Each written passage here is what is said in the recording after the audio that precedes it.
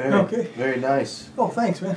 I hear some John Fahey kind of influence there. Yeah, I think so, definitely. You know, not like overly consciously, but I do listen to some Fahey. Yeah. I think I wrote that before I really started listening to like a lot of Fahey. Though I was kind of like surprised between that and like some of the Elizabeth Cotton kind of Fahey kind of references in it, and I think some of it's maybe just mutual influences too. You know, like group listening like a lot of Jimmy Page and stuff like that. So yeah, that sounds a lot like some of the Jimmy Page acoustic stuff. He lifted a lot from Fahey, so it's probably like kind of a mutual transference there or something. You know. Yeah. But I did start getting into Fahey like a little bit more recently, so like within the last dozen years, I started like picking up on some Fahey and stuff like that. Yeah, I really enjoy it. Leo Kottke is another big influence for me too. Oh yeah. He's an amazing guy. Yeah, he is amazing player. So I'm going to adjust your microphone while you tell me a little bit about yourself. As far as I was looking over your bio here, and you've got Native American background and also Appalachian background. So tell me, give me a little bio about where you're from and how you started playing guitar and all that good stuff. The guitar thing came about just kind of naturally, like back in my youth and everything like that. Just I started playing when I was about 12 years old, kind of just because the same reasons most I think 12-year-olds pick up a guitar. Rock and roll, heavy metal, and stuff like that, and everything. And definitely, I played in like a lot of like heavy metal and hardcore punk bands back in Columbus back in my youth. Wow. So from my mid-teens. I think I was doing some of my first gigs at like 16 in like some of the hardcore clubs in Columbus, Ohio, and getting to open up for some like bands and stuff like that too, and then meet some of the people I'm still working with nowadays. So it worked out really well. with the how I transfer, I mean, to go into the whole life, how I get from there to here is kind of... Yeah, it's a real, rootsy kind of... a long drive. Yeah. I mean, I grew up listening to a lot of different types of music, but, to make that, I guess, to find your own voice type of thing, how did that come about where, I don't know. It just kind of came out. I always kind of liked acoustic music anyways on top of everything. And even when I was young, like playing in hardcore and thrash metal bands, I still listened to like a lot of like blues and roots music and rock and roll and classical and anything I get my hands on. That wasn't too, it seemed like as long as it wasn't generally too mainstream. I think just a lot of it just kind of slowly gravitated to my playing. By the time I hit my mid-20s, I kind of started going through some life changes and some issues in life and stuff. And I kind of delved a little bit more into study and stuff. I've, like you said earlier, I've got a little bit of like a Native American heritage in my background, so I started studying that and studying the music, of course, being a musician kind of gradually. I didn't bring any flutes with me today or anything like that. I do have like the CDs I've got and the one I worked with a real good friend of mine, Derek. The CDs that me and him did together, I'm generally playing like a lot of like Native American flute music in it too. But we could even pop a song in, at yeah, some we could point. Do that a little bit, yeah, that might be cool. Yeah. So like kind of like the Native American background kind of came into play with a lot of that, and just everything just kind of just gradually just seemed like naturally just kind of transferred into doing this. And I mean, I still enjoy some of the heavier music too. I mean, I don't play it out like as much as I did, but I still jam occasionally and stuff like that when I can or if I'm asked to. So I had a friend who moved to Columbus like after I think it was high school, college, or something like that. He moved there and never came back, and went to work for UPS, and he used to actually do sound, I think, or something like that for some of the heavy metal bands back in the... I'll have to you probably do. Yeah. He worked for UPS? I guess, yeah. Oh my gosh, he's still there? Yeah, I think so. He was like one of my friends from high school when we were together, and we started a band, so I'd have to check with his brother and find out. Oh, how cool is that? I was like, when you were saying the heavy metal stuff, I remember him telling me that he was pretty involved in like the 80s heavy metal, hair band kind of stuff. Yeah. Kind of that stuff that was going on back then. Yeah, we played like a lot of the same clubs. We were more like the thrash scene and stuff like that. Oh, yeah. But like every now and then, like one of the bands I was in played like the Alrosa kind of regular, and the Alrosa is like pretty notoriously known as a place where like Dimebag Darrell from Pantera got shot. That club. Okay. We used to play there pretty regular. Alrosa? Alrosa Villa, yeah, up on Sinclair Road in Columbus, and it's like we used to play there pretty regular. It was like mostly hair bands, so we were kind of like the white trash kids playing too loud and too fast that like most of the Hairspray generation didn't care for too much. Kind of like what Metallica was to LA back before they moved to San Francisco. Oh yeah, okay. Okay. This was like '87. I played in hardcore bands before that, then thrash metal. Actually, the guy I work with on guitar a lot when I'm doing the flute, actually that's where me and him met, because we were in a thrash metal band together too called Speed of Fright, and one of the bands was called like Restless Breed, and another was Armageddon AD, and the last band I was in was a band called Throat. They all did like okay regionally and locally and stuff, but like as far as the hair went, I mean I'd probably know him if he was like an Alrosa guy. If he did the sound there, I'd probably ran across him. I'll have to find out. That's funny, man. Yeah. Well, I find that happening a lot. Like doing the show, I run into people, that knows. Everybody seems to know everybody. Yeah. But so at some point, I mean, you still play, but this music is definitely not thrash metal. No. So what was it that kind of sparked? Was it the Native American influence? I think it had a lot to do. I always kind of like enjoyed the acoustic music a lot. Always like even before I got an acoustic guitar, like hearing like Brian Ure by, I think it's how it's pronounced, but like Jimmy Page doing that. Brian Ure Stomp. Hearing stuff like that, I was like, man, I want to do that, And then just finally got an acoustic guitar, learned some open tunings. A really good friend of mine basically sold me a real cheap Fender, real cheap to me, and showed me an open tuning or two. A guy named John Fletcher, if he's listening. I put the word out for a lot of folks, and I started kind of writing, just using these open tunings and stuff like that, and just having a good time with it. And I think like the first two songs I ever wrote that were instrumental, like I was studying like a lot of Native American culture and stuff like that, and trying to learn. And a really good friend of mine who kind of was teaching me a lot of stuff, like turned me on to the flute music, and was like, I'd be writing stuff for this. And so initially I started writing for a flutist out by Dayton, Ohio, and I picked up a flute to kind of learn how to write around it. So it basically came about to where I started playing flute, then, you know, recording my own music with, you know, where I'm doing like everything, like the guitars, flutes, mandolins, bass, everything, and just multi-layering and just, you know, having a good time with it, you know, starting off with a basic idea on the deck and building from there. You know, with this, when I'm doing the solo stuff like that, when I'm working with like Derek, it's more or less like, you know, he writes the stuff and I just play the flute over top of it. It's kind of a long story how we and him got back into jamming together again from like the speed metal days and Speed of Fright to what we're doing now. But you know, it's along the same lines and stuff. I brought you one of his discs too, so if you want to check that out at some point, you know, he's really, really amazing player and good friend and everything. Well, cool. So, well, hey, let me, in case you just joined us, you're listening to Acoustic Songs Live from WNJR Studios in Washington, Pennsylvania, South Hills of Pittsburgh.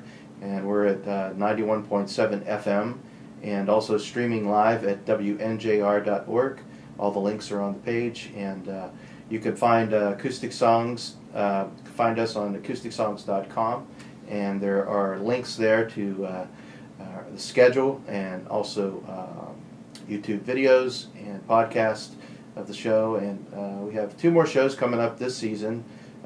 Next week we have Heather Croft in the studio, and then the following week we have the Rusty Haywhackers to finish off the season, and then we'll be taking a break with the college kids, for the college students for the summer, and come back in the fall.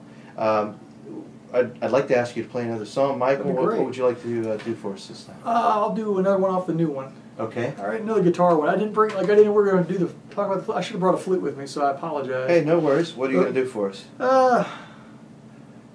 Let's do.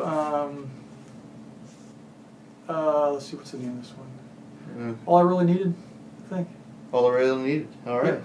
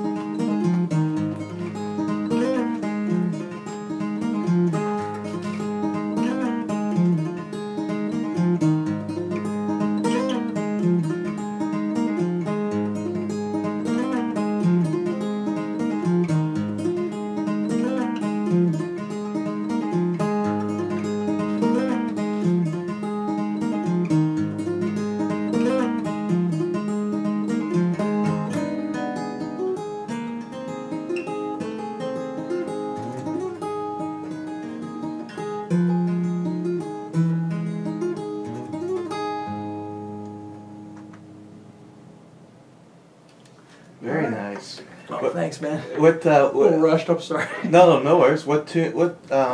You were tuned with capo. Yeah, it's just capo. For the guitar tech heads out there. Open D. Open D. Yeah, yeah. One of the tunes like Robert Johnson, and I think it would also be called like Elizabeth Cotton. They used to call it vestipule tuning after a song vestipule.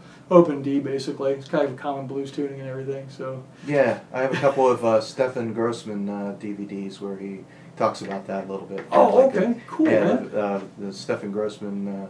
Yeah, he's a great instructor, and his whole series that he puts out of all the finger picking stuff. What is that called? Homespun. Oh, the Homespun tapes. Yeah, the I remember those. I've never seen one though, but I've always seen the ads like in the guitar magazines and everything. Yeah, Homespun series. Oh yeah, good. Stefan Grossman talks about vestibule tuning and that also about Elizabeth Cotton and how usually people tune it. If you're going to play an open E, you want to tune an open D and capo up. Capo up, yeah, not too much stress on the neck there. yeah. So I was just watching your fingers and watching the whole thing there and trying to, it'll come across on the video a lot more. But I was trying to, it sounds really complex, like what's happening. The bass line going a different direction, like with everything, and it's amazing how what's all the things that are going on there. There's got two different things going on at the same time. Oh, cool. Yeah, it's difficult to keep it going. And I can't imagine singing at the same time if you had to do that. I can't sing. Yeah, that's the reason I play instrumentally, because I can't sing worth. Oh yeah. I gave that up a long time ago. So I was looking here at your disc if I was going to pick a tune to play to put a spotlight on your flute playing, your Native American flute playing. Sure. And I'll get it ready up for maybe the next song, so I can. I was really into that cool. Some of that stuff. What tune would you suggest that I would? Which disc you got out there? I got the 3 of them. I got the 2 of them here. Your new one, and then I have the Oglepi. Oglepi, yeah, Oglepi. Yeah. All right. Oh man, I don't know which one. You want to maybe do a traditional flute solo? Here, let me see something real quick. Okay. Let me see the new one here. Okay. Actually, Oglepi's got one that's actually on a very traditional flute. This one's kind of got a neat. Let's see. Rosebud, Ancestor Song, Red Rock. You want just straight flute? Yeah, I was thinking I just wanted a straight flute. There's a couple songs that are flute solos, and maybe do. I hate to keep shuffling off the new one because there's. No, that's fine. I'll do a song off of Oglepi on guitar after we do this, then, and maybe I would suggest track 7. Okay. Off of the new one, and that's it's a flute solo, but using 2 flutes simultaneously. I saw that you were doing that on an instructional photograph. I was probably just a clip of us playing somewhere, and I was using a large D-hole handmade flute, and then I was using an F-sharp pentatonic flute and playing them simultaneously, and it's not overdubbed. I'm literally just doing that at the time. So how did you come to play Native American flute? Why don't you talk about that a little bit? Oh, just from trying to write for it, after studying the culture and everything, and kind of getting into the music and the traditions. And I thought the flute was like when that friend of mine showed me told me about it, I should be writing for flute. I was working on acoustic music. These guys would get together I was always kind of curious about this stuff and trying to learn, and they'd get together on Friday nights to do these bluegrass jams at this guy's shop, and so I'd go there and just jam with them. And I was playing some instrumental stuff, and that's when he turned me on to the flute music. He was like, "Man, you ought to be writing for flute and stuff like that." I was like, "All right," I checked it out. I was I actually like the sound of it, And I definitely approach it in a more earthy vein, I think, than a lot of the flute players do, where I kind of keep everything very bluesy and earthy and stuff like that. It's just the way I play, just how I feel, and it just kind of came about as just a series of happy accidents and happy meetings and stuff like that. So yeah, because I wouldn't know how to go about even. Oh, you mean actually how I got into a flute and everything? Yeah, I wouldn't even know how to even go about finding one, or even knowing anything about When I was 12 years old, my dad gave me a blues harmonica and a book, and said, "Here you go." And I can listen to James Cotton and all that kind of stuff. And actually, I wouldn't know where would you find a flute at? Yeah, it's like they were hard to track down because this is like back in like the early '90s. It was hard to track them down because you didn't have the internet like you have nowadays. You can go on like nowadays you can go online and look and find them. Mm-hmm. And there was like the guy who I was writing for. There was a shop over like close to Dayton that actually had them. And so he kind of like, you know, he explained a lot to him for me because I didn't know nothing about it either before I started writing for this guy. You know, just writing music so we can play this stuff together. And I didn't know nothing about him either. But it's a really, it's a real pentatonic instrument. It's very much, it reminds me a lot of the Irish whistle too, the Irish penny whistles and stuff. Mm-hmm. Mm-hmm. It's got like a much more mellower, more woodsy kind of sound to it. But it's like, you know, not too much of a different concept. Like the modern ones are like 6 holes and based on a pentatonic scale. Oh, okay. You know, the original traditional ones didn't have the pentatonic scale or anything like that. Obviously, they were more, you know, I've got like one of the songs on Gillespie's like all traditional flute, where it's like, you know, I can't even match it with a guitar or another instrument because it's just too. There's no, it's not in the register we're used to hearing for European, you know, instruments. And it's not pitched correct, but it's beautiful in its own right. Right, right. You know, actually, if you want to play that one instead, man, that'd be cool too. Either one, man. It's up to, I don't. I'm asking you. I totally didn't know we were doing flutes today, so I was just kind of like, I didn't think anything about it ahead. I would have brought one in and just played one for you raw, man. I'm sorry. That's fine, and this is a departure from our normal programming where we have, you know, mostly singer-songwriters, and the reason I was I heard your stuff. Acoustic guitar, like just bring your acoustic guitar. That's what the boss told me. It's like, all right, I'll just take the guitar and scrap the flutes and everything. Otherwise, I would have brought the whole shebang, man. Yeah, and we had the Earth Day. I was telling you show last week, and next year I'm planning on doing like a Earth Day show every year. Cool. So maybe we'll have you back again for that. Oh, that'd be awesome, man. I'll bring Derek and Toe with me, and he'll lay down some 12-string work in the flutes for you if you want, man. Oh, cool. You know. All right. So you want to play something else for us, and I'll go ahead and cue up a flute song. Or? Go ahead and cue. Oh wait, you got queued up first. Yeah. What else I got in this tuning? I got like all new stuff in this tuning now. I don't want to like play any just quite yet. You can go ahead and tune up while I cue this up, and let everybody know that you're listening to Acoustic Songs Live from WNJR Studios. For all my fellow guitar eggheads out there, I've got to get into another weird opening tuning here. So, Michael Joseph in the studio here, and he's from Columbus, Ohio. And thanks for coming in and driving, especially from Columbus. I've made that. For having me, man. I've made that drive through to Kansas City. So I know when I hit Columbus, I know that it's like, okay, I'm 2 hours away from Pittsburgh, and I'm almost there. You know, it's and then Wheeling, you know, and then it's like, okay, I'm almost home. But yeah, I've made that trip a number of different times. It's a long, flat journey out to Kansas City from Columbus. Yeah. Let me get into my tuner here real quick. 800 miles is I wrote a song about it. That's my limit. That's like 800 miles is about what I can drive before I go. That's a long way. I have to sleep, you know. Oh, yeah. But I know in my younger days I could actually go longer than that, you know, like maybe 12. But, you know, 800 is about it. That's it. Done 950 a couple times, usually because it's like every couple of years, the wife and kids, we all pack in the van and go down to Florida and take it easy on the way down, but by the time it's like on the way back, it's like, you know, I'm ready to get home. It's just like, well, we could stop, or Dad could just get a cup of coffee and keep driving. So, you know, they sleep, so they're always like, yeah, we'll drive, Dad. So, but yeah, it's like, you know, that's a long way to go in a car, man, like 14 hours. It's like, I do it on a regular basis for my job, but it still gets tedious. I'm going to go ahead and tune this. Okay, go ahead, man. Kick this song up here, okay? Yeah, I hate to bore the crowd here. I just want to get in this tuning and I want to play like one of the songs off of Gillespie for you guys. So, hope everybody's well out there. Cool. Alright. Hey, do you want to play one or? Okay, oh, sorry, man.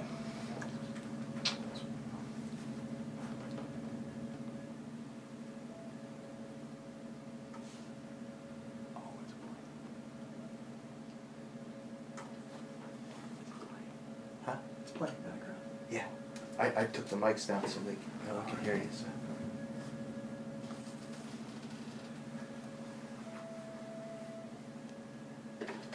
some headphones? No, that's okay. I just want to hear what that. I'm going to take off this flannel. Let's get my hands toasty. Oh, no, I'm good, man. It's warm in here. Yeah. Too bad, though. That was freezing last night. Yeah, it got cold, man. My wife turned the heat off. Oh, God. I was like, honey, not yet. Yeah, I got this like 44 degrees out. Oh, don't worry about the headphones, man. Okay. I'm just going to hear what the, I appreciate it. I'm just going to hear what the song is at. You know?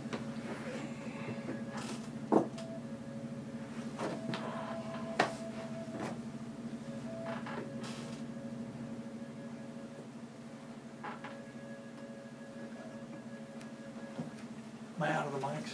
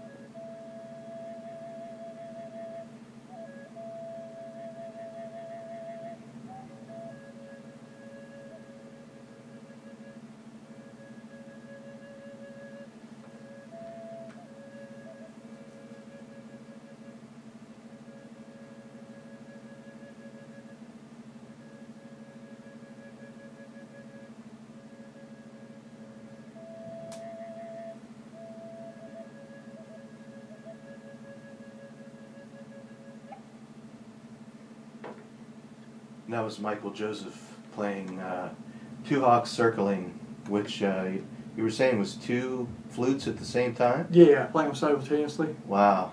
So. Is that hard? I guess it's... Nah, actually, because it's just the fingering's kind of like, you're still blowing into the same thing, and, you're just playing two at once. It was a happy accident how it came about, really. It was actually a challenge, is what happened is the guy I'd worked with a lot, he saw it on the internet. He was like scrolling through something, and I guess, I've been friends forever and a day, so he kind of chides me every now and then to get me to do stuff. And a good friendly challenge. He saw a thing on the internet of a flutist named Mark Holland doing that. So I got this email, like, bet you can't do this. So half hour later, I'm on his front porch playing that song. I'm like, all right, But it just happened to work because the D and the F sharp kind of matched pretty good together.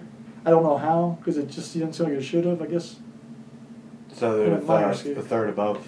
Yeah, I'm trying to think, but it worked. I mean, it sounded kind of cool, so, so, I mean, we just kind of rode with it, and then, what came out as a challenge, not just like one of the staples in the set now, and I recorded it and everything for the solo album, so. So what do you want to play for us now? And now that you're all tuned up and everything? Yeah, I got this weird kind of open, funky G thing, so I'm just going to do, like, something off the first, like, solo release, Oglepi. And a song called Gourd Head. This one generally is like multi-instrumental, but I wrote it just kind of a standalone song, really. So. Okay. It's Michael Joseph on Acoustic Songs Live.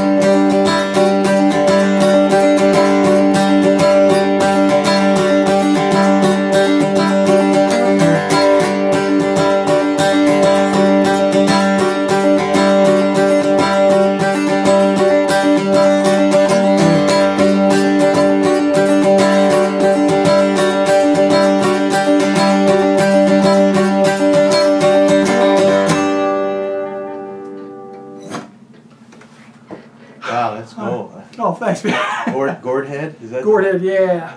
Tell me about the name of that.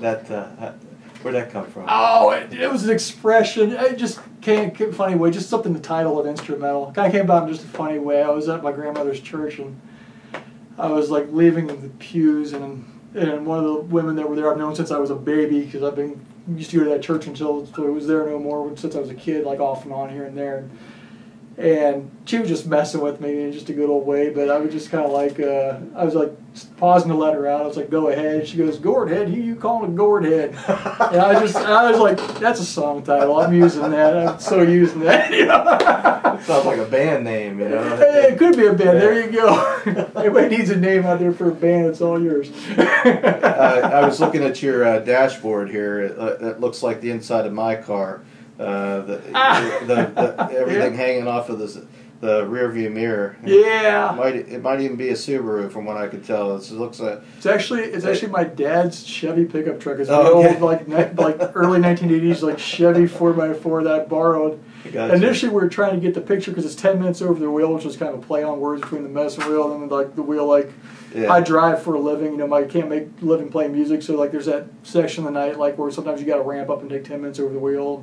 Sleep for 10 minutes. Oh, gotcha. And my semi's parked like 37 miles from the house, and every time we got ready to take a picture, I was like, I don't really feel like driving 70 miles round trip on my day off to take a picture.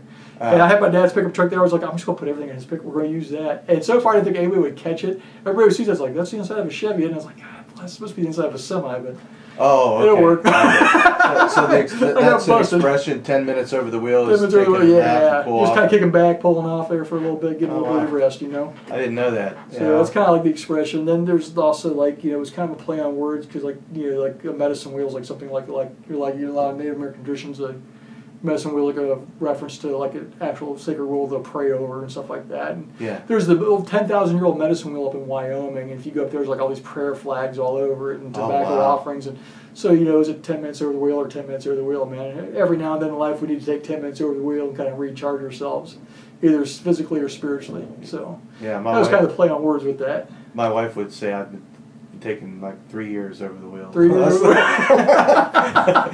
Been recharging my batteries for like the last couple of years. Ain't nothing wrong with that.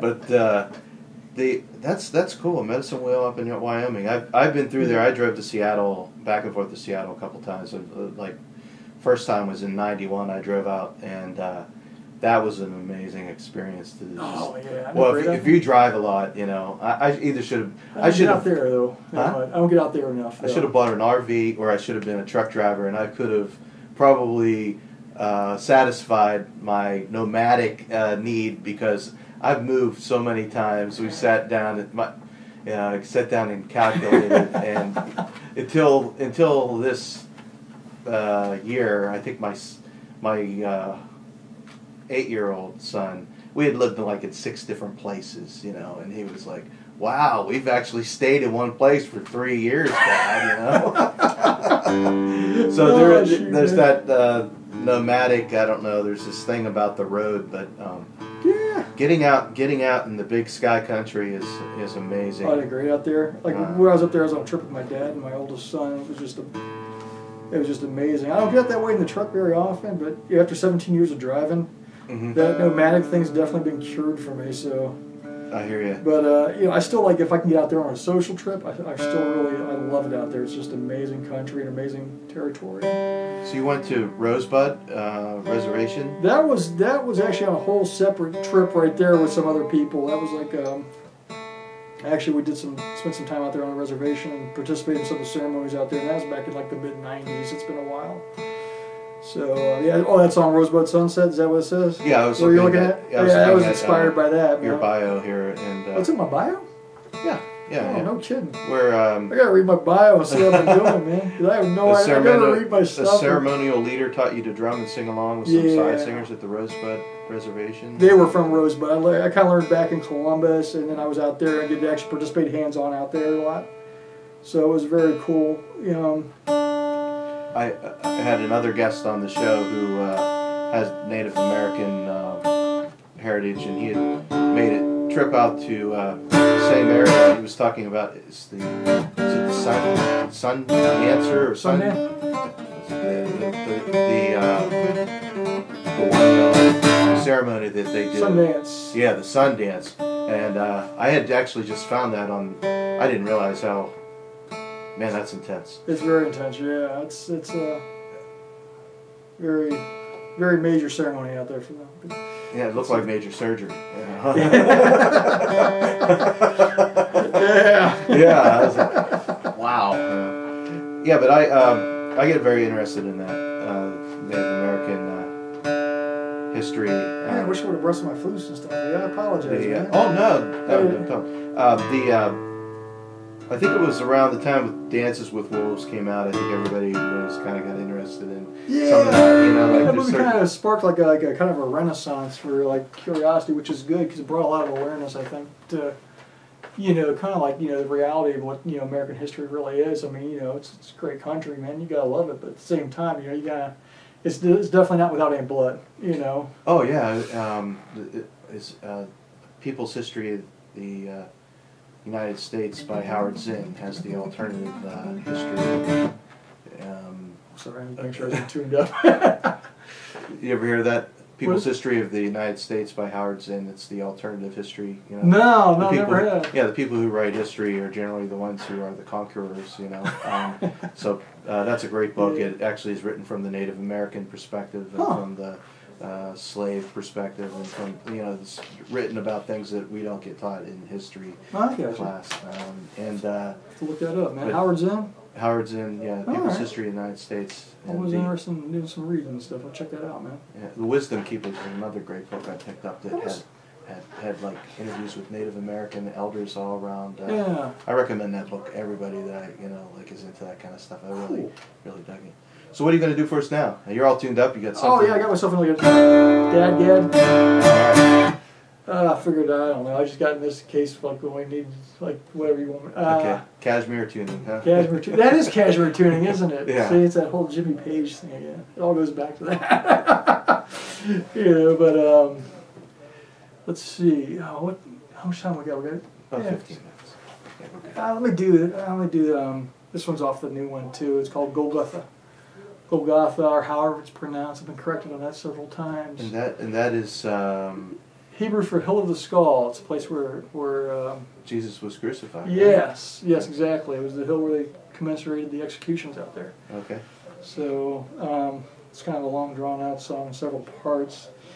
I went over it a couple times yesterday to see if I wanted to do it or not, but I'm kind of used to playing it by now, so I'll just take some liberties and hopefully not botch it too bad for y'all. Hey, no worries.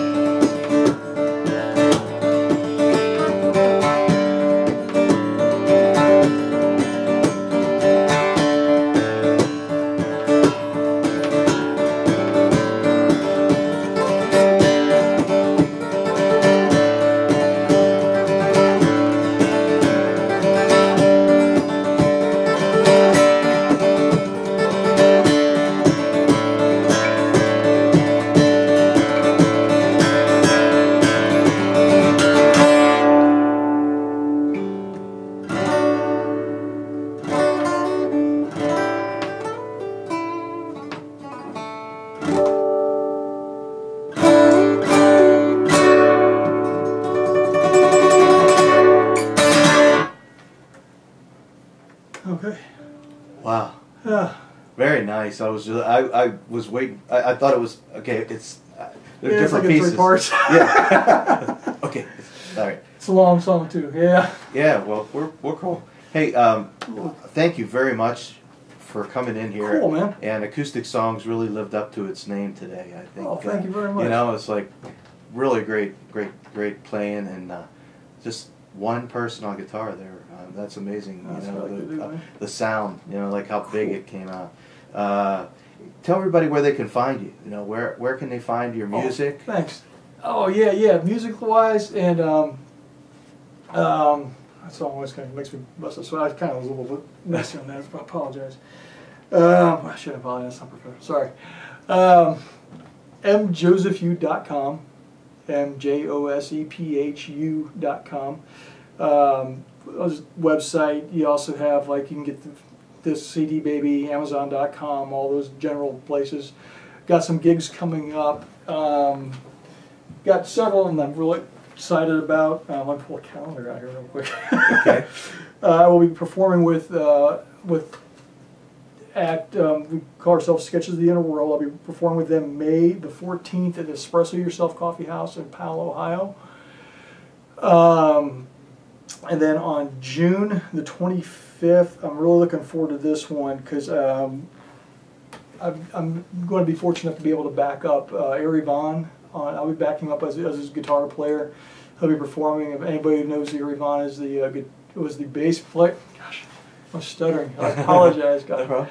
If he's listening right now, I apologize, man. But I've been fortunate that he asked me to back him up for his show. He's going to be playing June the 25th at the Shrunken Head in Columbus, Ohio. Cool. He's going to be doing a multimedia event. He was the photographer for the Misfits, the bass player for Samhain and Danzig, for all you like underground, like heavy music people. Cool. And so that's kind of like growing up, like when I was a teenager. That was like the Misfits and Samhain were like two of my favorite, almost like the same band. It was like really one of my favorite groups right there, all that type of stuff. So being able to back them up is going to be like pretty righteous. I'm looking forward to that, man. So I'm grateful for the opportunity. Well, cool. Well, thanks again for coming in. Thanks for having me. We have another show coming up here, Filibuster, so we've got to break down, get out of the studio. And in case you're listening to Acoustic Songs Live from WNJR Studios. I'm your host, T. Mitchell Bell, and join us next Friday at 2 p.m. for Heather Croft. I'm going to play some Native American flute music, take us out with off of Michael Joseph's CD called Oglepi. Yeah. This is a traditional Native American tune. Thanks again, Michael. Thanks It's for having very me. nice having you.